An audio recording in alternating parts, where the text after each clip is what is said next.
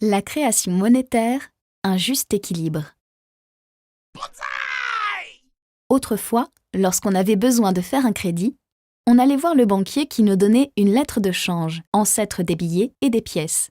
Au fur et à mesure, le banquier s'est mis à émettre plus de lettres de change que d'or disponible dans ses coffres, car tout l'or déposé par les épargnants n'était pas réclamé en même temps.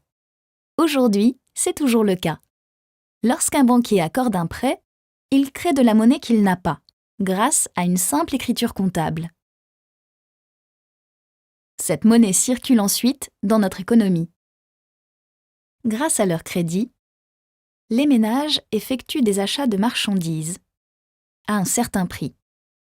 La vente de ces marchandises rapporte du chiffre d'affaires aux entreprises qui rémunèrent les ménages avec un salaire.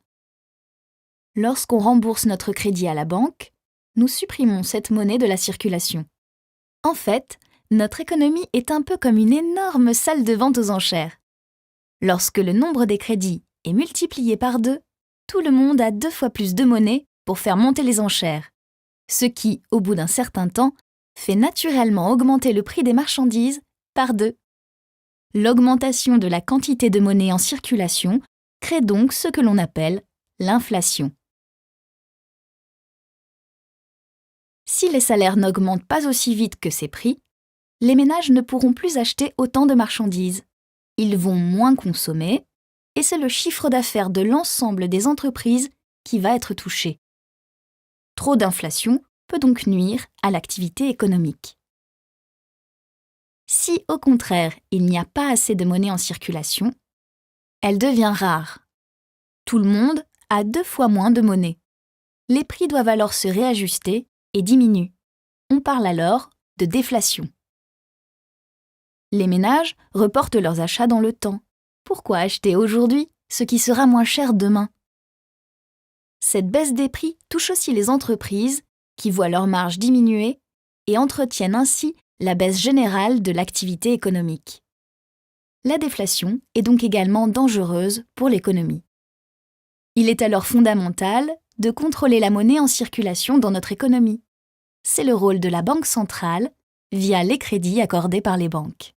Lorsqu'une banque a besoin de liquidités, elle fait appel à la Banque centrale qui lui prête à un taux d'intérêt appelé taux directeur. Ce taux se répercute directement sur les taux d'intérêt des crédits. Plus les taux d'intérêt sont faibles, plus la demande de crédit est importante. Les banques injectent alors plus de monnaie dans l'économie. À l'inverse, plus ils sont élevés, plus la demande de crédit est faible. Les banques injectent alors moins de monnaie dans l'économie. Tous les mois, la Banque centrale réajuste son taux directeur en fonction de l'inflation pour réguler au mieux notre économie. Les économistes s'accordent pour dire qu'un taux annuel d'inflation compris entre 2% et 4% permet de trouver le juste équilibre.